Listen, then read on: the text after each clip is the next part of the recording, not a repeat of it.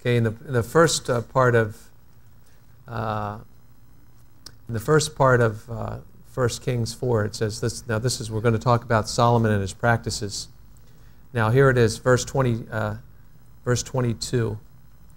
Solomon's provision for one day was 30 cores of fine flour, 30 cores of meal, 10 fatted oxen, 20 oxen from the pastures, 100 sheep, besides deer, gazelles, roebucks, and fatted fowl.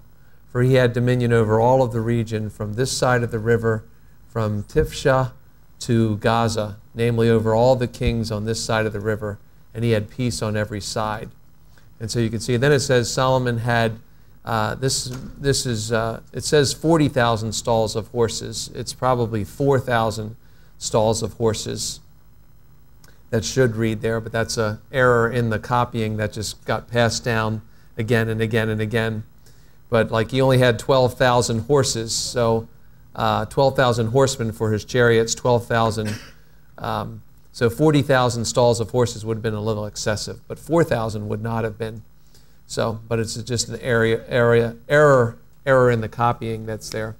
And there was no lack of supply. They brought barley and straw to the proper place. And God gave Solomon, it says here in verse 29 of chapter 4, God gave Solomon wisdom and exceeding great understanding and largeness of heart, like the sand on the seashore. Okay?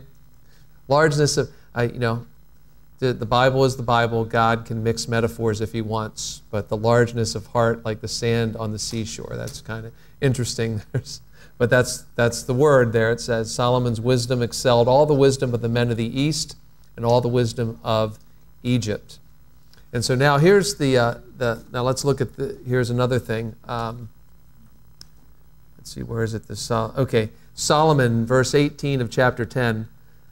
King Solomon made a great throne of ivory, and he overlaid it with pure gold. The throne had 6 steps, and the top of the throne was round at the back, and there were armrests on either side of the place of the seat, and 2 lions stood beside the armrest. 12 lions stood there, one on each side of the 6 steps. Nothing like this had been made for any other kingdom. Solomon's drinking vessels were all gold, and not one was silver, for this was accounted as nothing in the days of Solomon. So, and then it's just got this other thing, for the king had merchant ships of the sea with a fleet of Hiram, and once every 3 years the merchant ships came bringing gold, silver, and ivory, and then Solomon must have had a thing for apes and monkeys, because it doesn't mention any other animals. And then it talks about, just the kind of, this is his Cadillac, apparently, the Cadillac. Solomon had his Cadillac here, 28. Solomon had horses imported from Egypt and Keva, and the king's merchants bought them in Keva at the current price.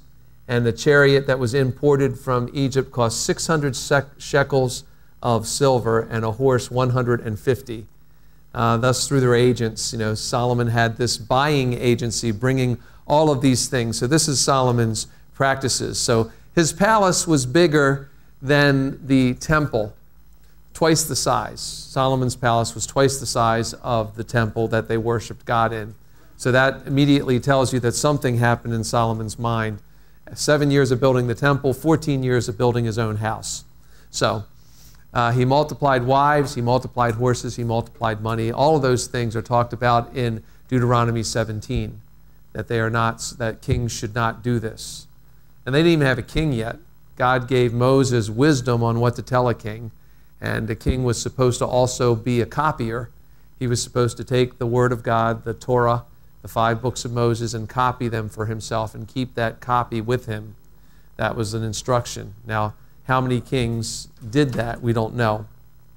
But that's multiplying wives, multiplying horses, and the money. It's a violation of Deuteronomy 17. So alliances, economic enterprises, all of these things were part of Solomon's practice. And the kingdom was enjoying it, but there was also, it was a wealthy place. It was a place of plenty, but not everyone was happy. You really couldn't. Solomon was really a micromanager in terms of how the kingdom went. Of course, when you're the wisest person on the planet, you probably tend to want to be a micromanager, since you know all things in a sense. So he exalts in fame and his wisdom and his place, and then 3,000 proverbs, 1,005 songs. That's right.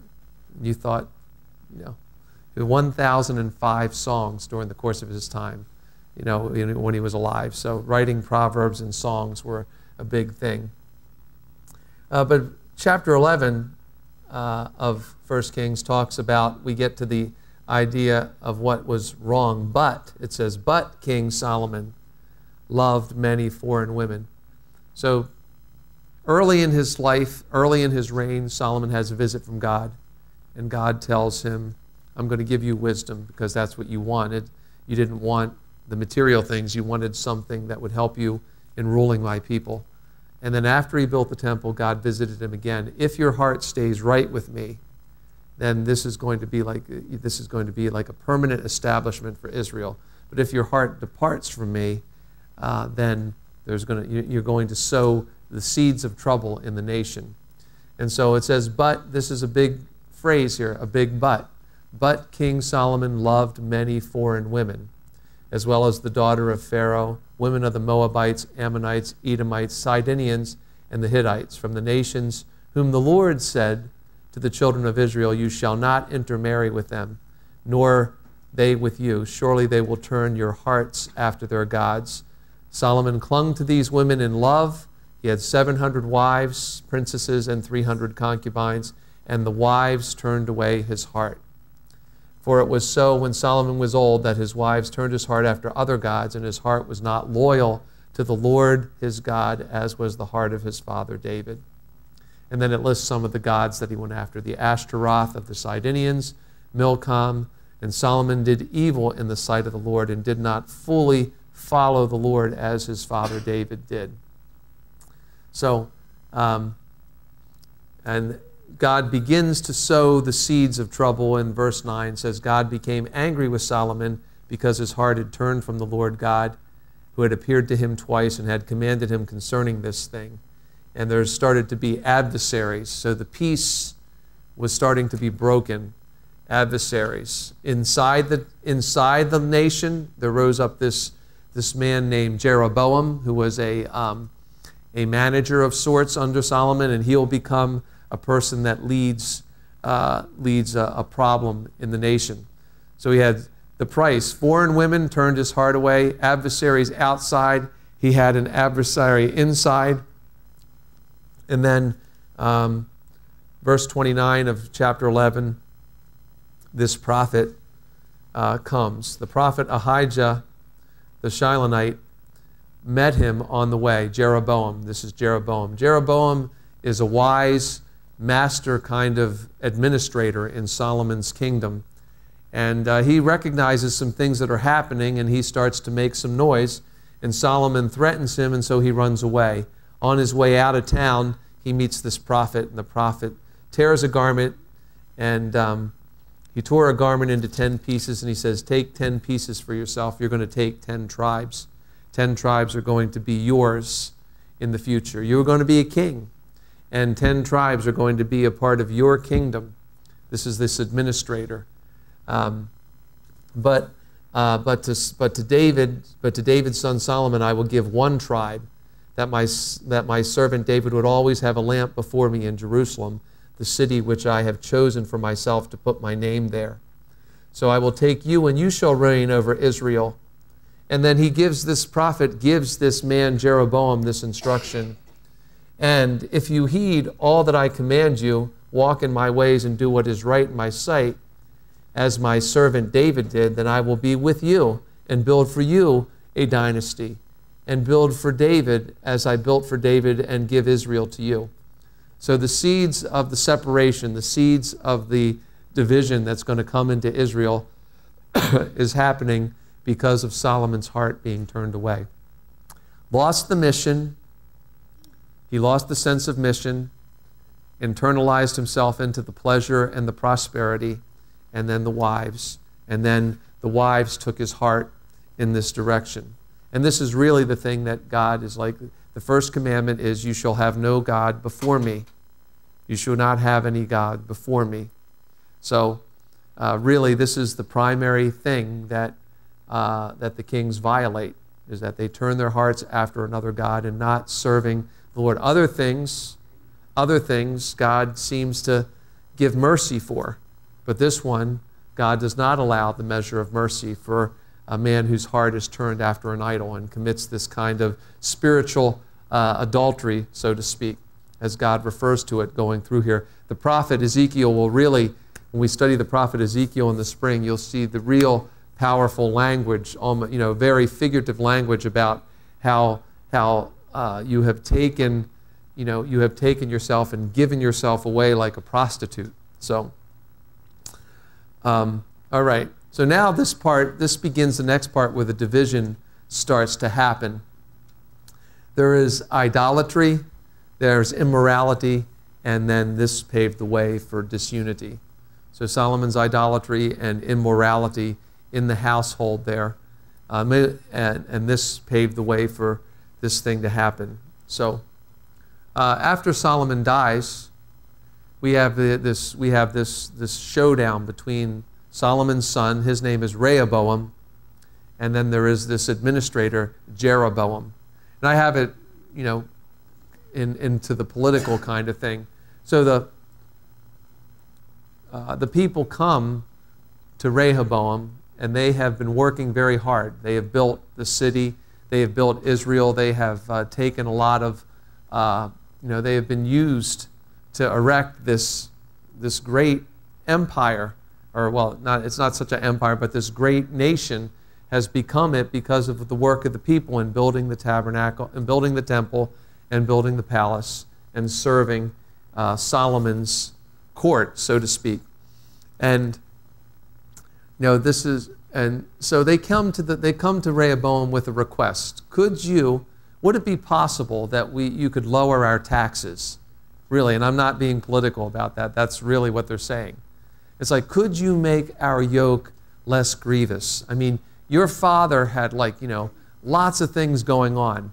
If he's writing all these songs, he probably had an orchestra that had to chart all the songs, And then, of course, there had to be, just think of just that part of thing. And then all of the Proverbs and all of the writings, there had to be a whole group of people there. All those people had to be supported some way, So these people, and there was other nations around there that Solomon was taking things from because of the control and the fear that people had for the nation, because the nation had so many fighting men and so much prosperity at that time. And so the people came with a simple request: would you please make our yoke easier? Would you make life a little less burdensome in terms of what you're taking from us? So Rehoboam goes and talks to the older gentleman that had served with Solomon, and the older gentleman said, it'd probably be a good idea if you would speak kindly to this people. It's a good chance that they'll stay with you, and they'll be loyal servants. It's like, just lower their taxes, and put a chicken in every pot or whatever. That's like whatever. It was a very political discussion, and the wiser men were saying that. And but what happens? It doesn't happen that way.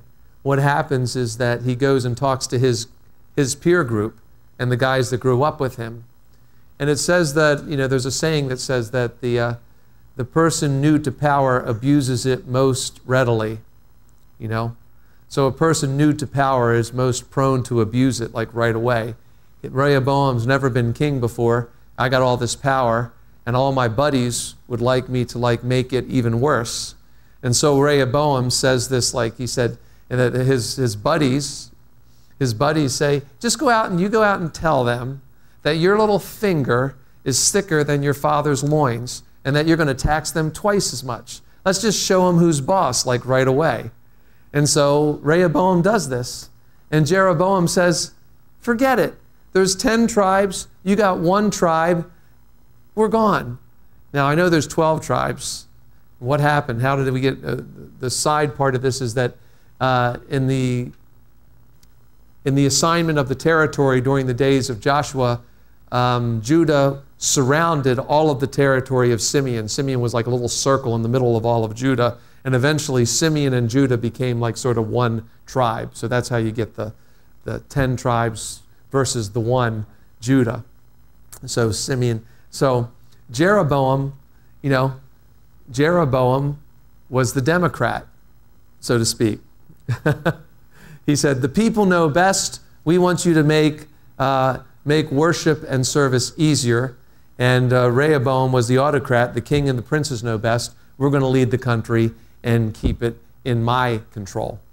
And so Jeroboam led this rebellion, and the country split in two. The nation split in two. To one God with two nations. Judah's throne was a government by policy, not by prayer and prophecy. And in Israel, the throne became a possession of powerful families, almost like in there we see this. So we're going to have 40 kings. You have your chart with you? There you have 40 kings. You see them all. The first three kings, the first three in the United Kingdom. Now we're going to have 20 kings of Judah and 20 kings of the northern territory of Israel. Do I have a picture? Yeah, there. Okay. I'll come back to that other thing in a second. But here's the picture of how things became divided. This part up here became known as several names: Israel, Ephraim, and Samaria. Samaria is a city that will be erected on like the highest point in the middle here. The future kings will make this the capital city of the northern kingdom. So when you hear Jesus talk about the Samaritans, they were people from this territory. But actually, if you go up here, what's this? What is that?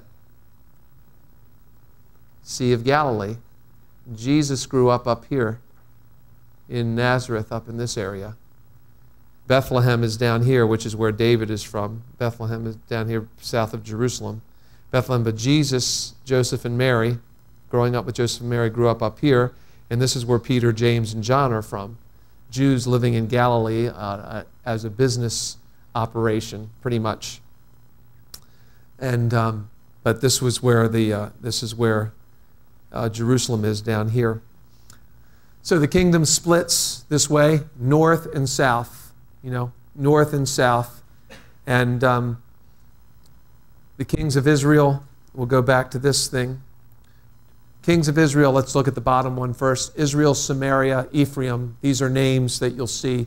They call it Ephraim because it's the largest part. Like the tribe of Ephraim controlled the most territory in this northern area. So every now and then it's referred to in the Bible as Ephraim and also as Israel and Samaria. So 20 kings, 9 different dynasties, 9 different families controlled the throne.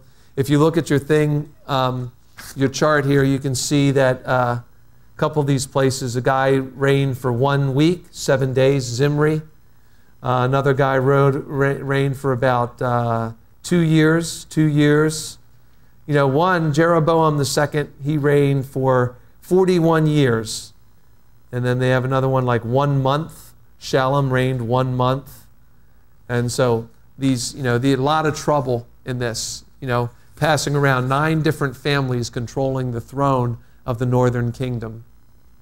So you have 20 kings. You have 20 plus 20 is 40.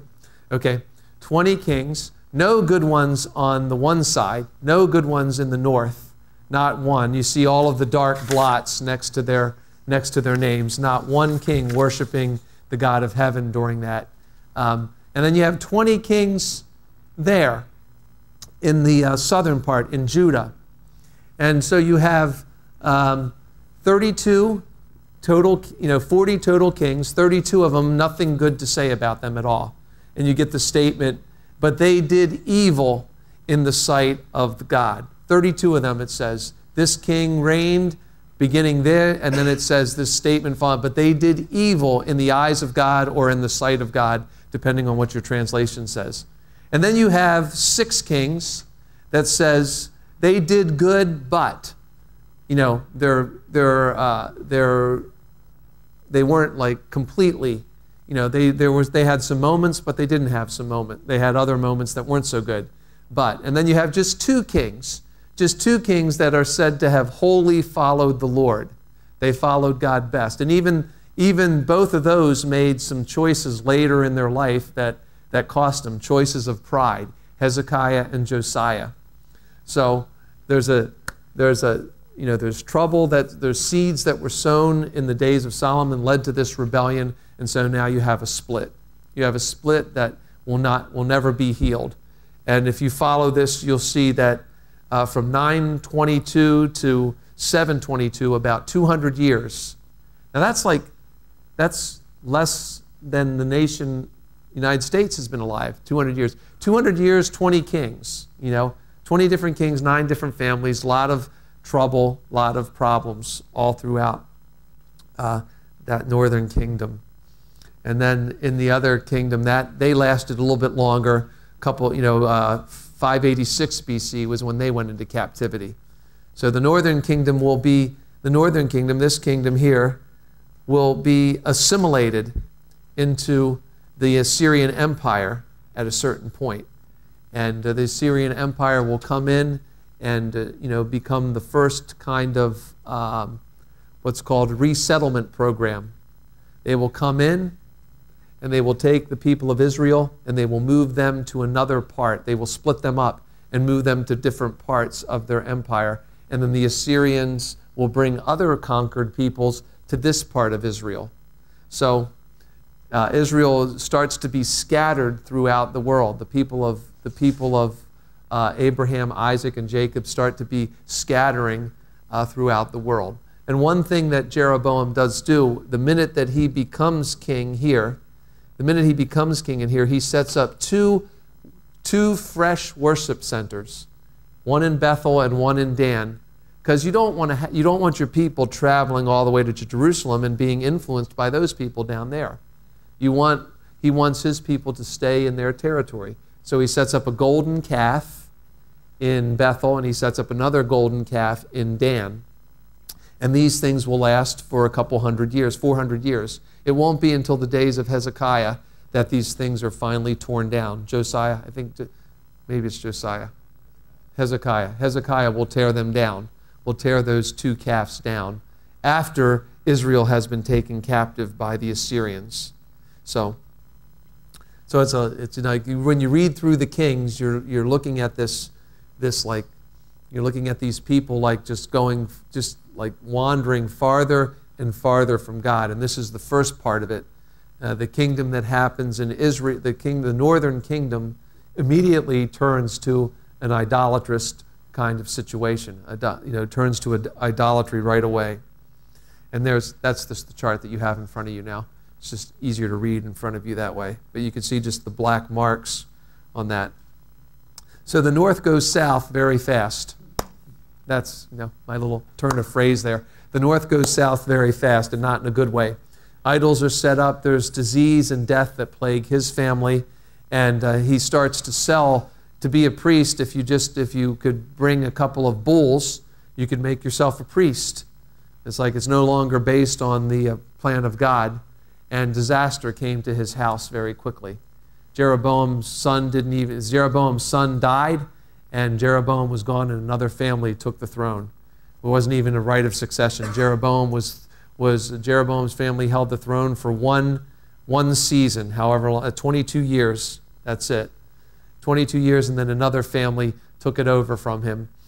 And so that became the political kind of situation. Whoever was the strongest guy could fight for the throne and get that in that part of in the northern kingdom. So idols, it started with the idols, the disease and death, a new kind of religious system set up, and then there's disaster. Judah is also falls into this. We're going back and forth throughout the first part of the book of Kings. We go back and forth between what's happening in the north and what's happening in the south. Judah's under judgment. Their prosperity is lost. That happens. They turn also towards, the people start turning towards adultery. The shields of gold are captured by Egypt, and then the shield of brass becomes that. And inconsistent leaders are a part of the situation. We do have Asa and Jehoshaphat. They do have some triumphs. Jehoshaphat's story is the famous one where he sends the singers. You know that one? Jehoshaphat, there's a battle, and there's a big battle that's going on.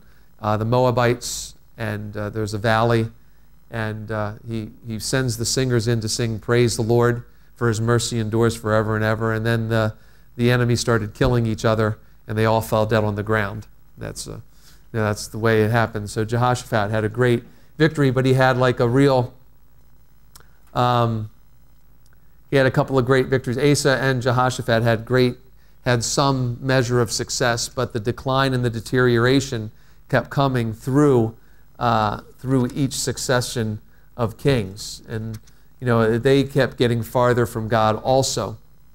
Let's see, where are we?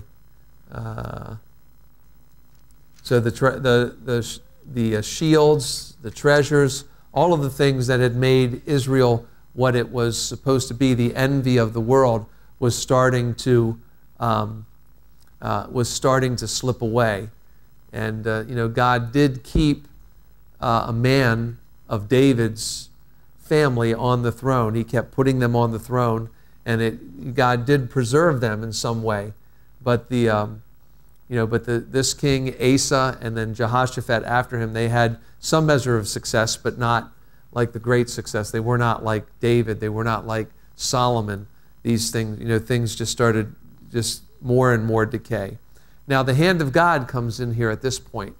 I mean, he's got his hand on it, but he's going to raise up some powerful people. First of all, the people that are farthest from God, they get the first, what's the right word? They get someone sent to them. They get two men sent to them, Elijah and Elisha, these two prophets. These are a crisis. When the crisis point starts coming, now you look down your list of kings there, you come down to the middle about, about 60 years into the separation, into the division, we get to a man named Ahab. And Ahab was married to Jezebel. And so you have the northern kingdom reaches a crisis point already. How many kings have they had? We can count them. 1, 2, 3, 4, 5, 6, 7. 7 kings, 7 different kings already in 60-some years, or 50-some years. And then we have Ahab becomes the king. So the northern kingdom is at a crisis point.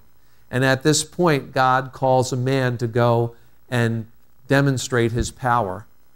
And this is maybe the best point that the book of Kings, the 2 books of Kings demonstrate to us, is that God always raises up a person to speak for him in these situations. Even more than speak for him, to do miraculous things for him to get people's attention. So we have Elijah sort of coming out of nowhere, like no one knows where. He just shows up one day, and he's bearded, he's dressed in leather, and he's like from the biker ministry, and he just shows up in this. He shows up, and so he's in this, and just perfect for Samaria and Israel, because it is already starting to fragment and degenerate into these kinds of abuses of immorality and idolatry and everything. So Ahab and Jezebel is primarily her, she recognizes that this God, Yahweh, is not, they don't even do religion right. Like, she's from another nation. She's from Sidon, which is now Lebanon. Let's see if I can show you where that, let's see, we'll go back to the, Sidon is up here. Sorry. Sidon is up here along this area. Tyre and Sidon. You see there's Sidon. That's that little city up there. You can't really read it, but that's the city. And this nation, this coastal nation, Phoenicia, down here is also known as the Sidonians.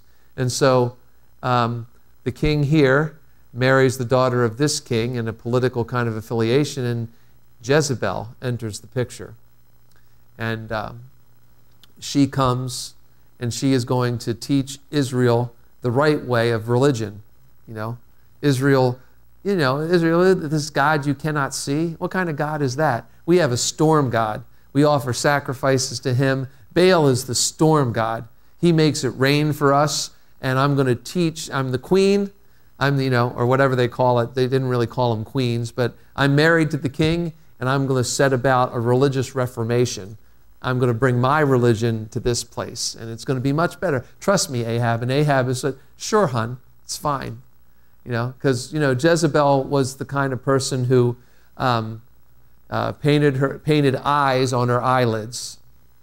She painted her face this way, eyes on her eyelids, so that even when she was sleeping, if Ahab turned over, she was looking right at him. I mean, it's true. She painted. It says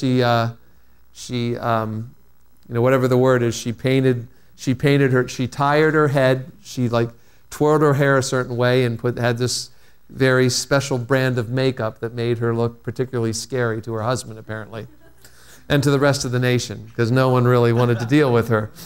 So we're back. Okay, so Elijah comes on the scene, and he prays a prayer. He shows up and he prays a prayer, and he just says, he shows up in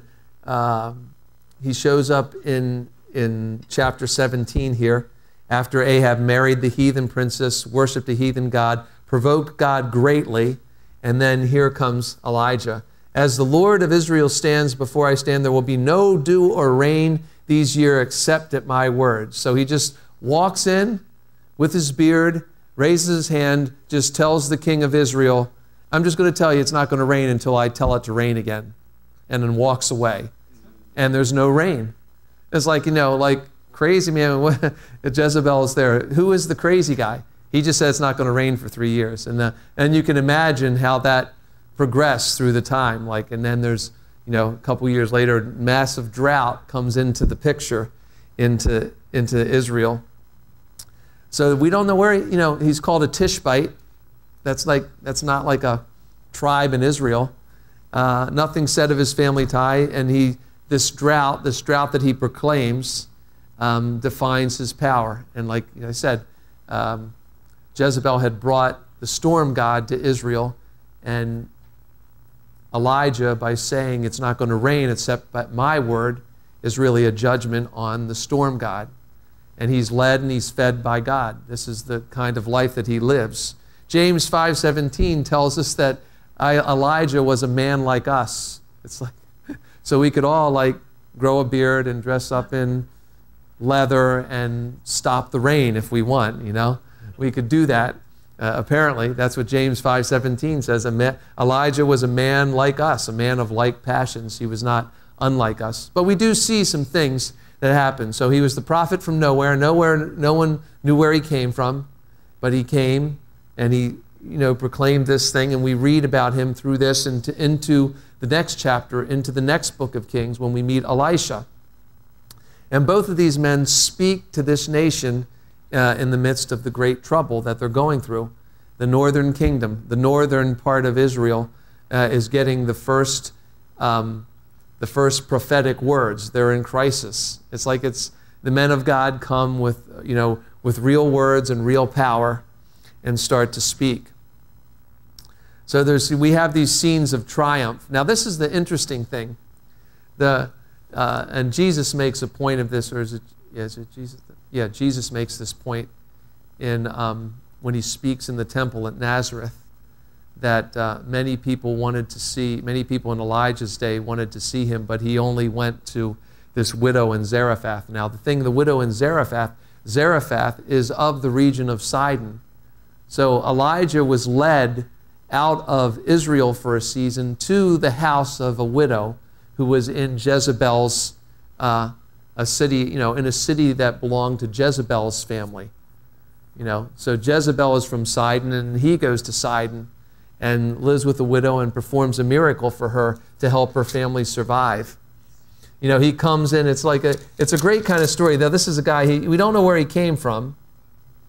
And, you know, he came to her house and he said, he says here, you read the story in 17. First we meet Elijah. He says it's not going to rain. And then he goes away. And he's walking, and he's fed by the ravens. It's the best thing the ravens have done all weekend. They fed Elijah. He's fed by the ravens. And then he goes to this widow's house. Now, here's the thing. He's just meeting her. He says, can you bring me a little water? Now, remember, it's been a drought, right? Can you bring me a little water and then make me a little bit of bread?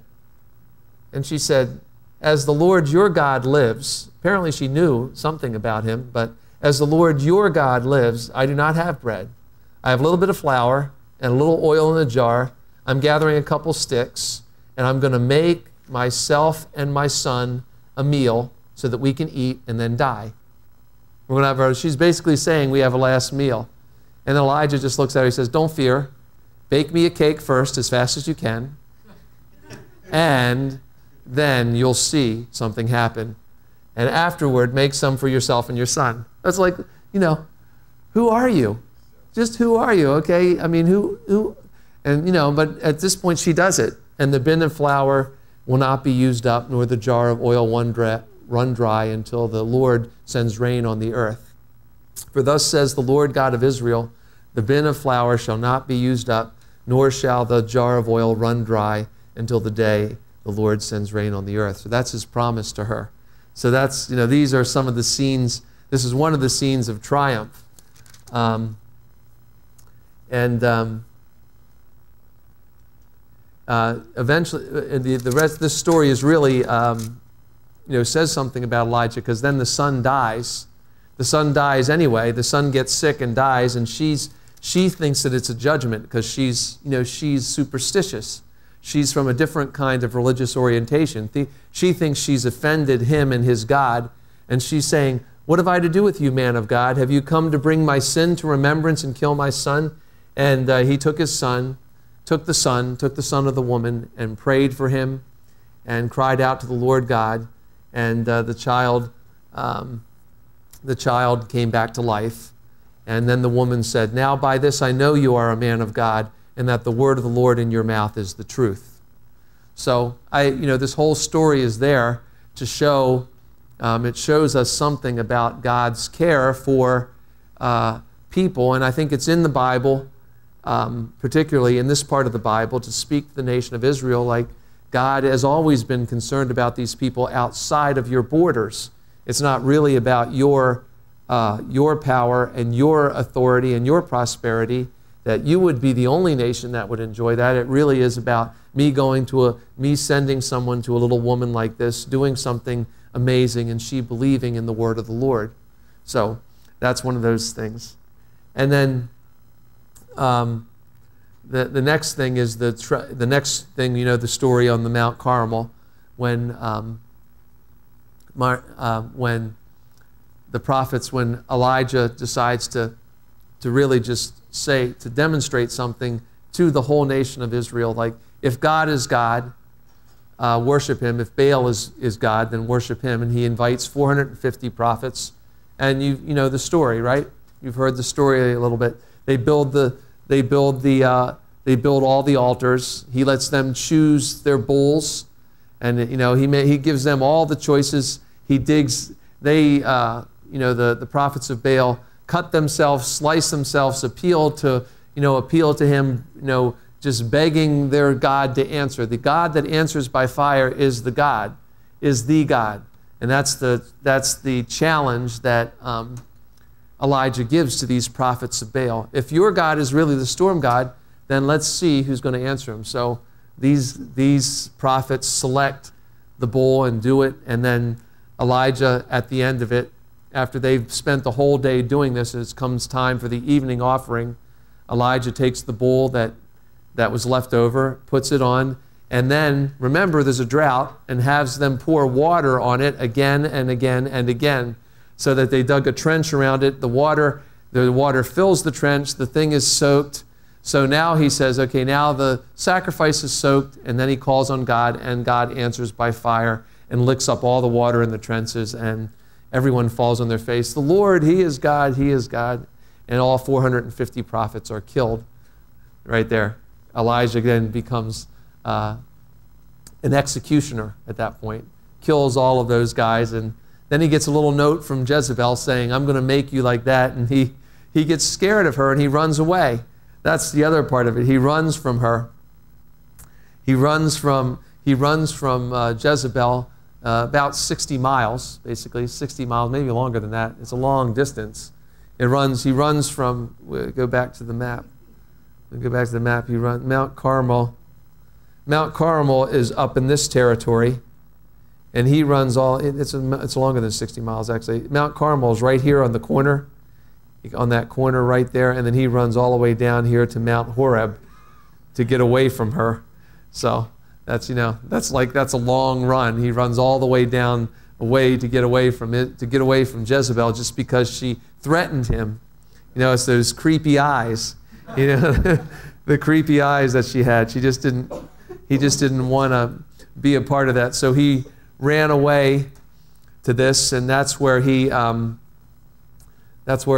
finds himself in the cave and gets spoken to by God there in a still small voice. Before that, it was, there was the earthquake, there was the fire and the wind, and then God spoke to him in a still small voice after that. And God says, I'm going to give you somebody. I'm going to give you somebody to be with you. I'm going to give you a partner. Elisha will become his partner, and he will mentor Elisha into the next phase of the prophetic ministry. So there's a lot of stories about Elijah that you can read about. It's like he gets depressed, he gets discouraged, he does, and that's pretty much what James is saying, that he was a man of like passions. Sure, he had a lot of power and a lot of demonstrations of what God could do through him and his word, but there were times when he was really just felt like dying. He got a word from Jezebel, he ran away, he came under a juniper tree, says, just let me die, I'm going to lay down here and die. And then he goes to the cave and he says, there's no one worshiping God but me, and God has to tell him, I do have some other people. And the drought did end, and then he's taken up into heaven by a chariot of fire, and then we see him again. We see him again in Matthew 17 with Jesus and Moses on the Mount of Transfiguration. Elijah and Moses and Jesus are there. Peter, James, and John saw it. So I'm not quite sure. It doesn't really define for us how Peter, James, and John knew that was Moses and Elijah. Maybe Jesus told them, who are the other two bright guys standing with you? I'm not quite sure, but, well, that was Moses and Elijah. I'm not sure. Or maybe Elijah really did look like he looked when he was on the earth. So, and there is some opinion, and it's probably a good one, because the Bible says it's given unto men, it's appointed unto men once to die, that Elijah will be one of the witnesses in Revelation during the Great Tribulation. He will be speaking on the earth. He will be calling fire down from the sky, and he will be one of the men that die in Jerusalem and are left for 3 days, and then God raises them up. So you read that in the book of Revelation, and there's two men in the Bible that walked with God and were not. One is Enoch in the book of Genesis, and one is Elijah. And they both went up without, as far as we know, without dying. So my opinion is that those two witnesses in Revelation are going to be Enoch and Elijah, not Moses and Elijah. Because, the Bible says it's appointed unto men once to die. These guys haven't died yet. So, but then someone corrects me and says, yeah, but if you're living in the rapture, you don't die either. I'm saying that's true. So it could be any of those guys, that's true. If I go up in the rapture, then I'm not dying either. So Elijah, so anyway, what's next here? Let's see. So there you see Elijah, that's at his depression, in his depression when he feels like dying, and angels bring him food and water. And then, so he had these moments of difficulty under the juniper tree, feelings of being alone. He did He did pour his complaints out to God. He didn't have anybody with him to talk to and gossip about it, so he really just had to go to God. But God found him a successor, and Elisha would be a great man who would follow him all the way to the end. Okay, all right, let's take a break, and it's 8 o'clock, and we'll resume in 10 minutes.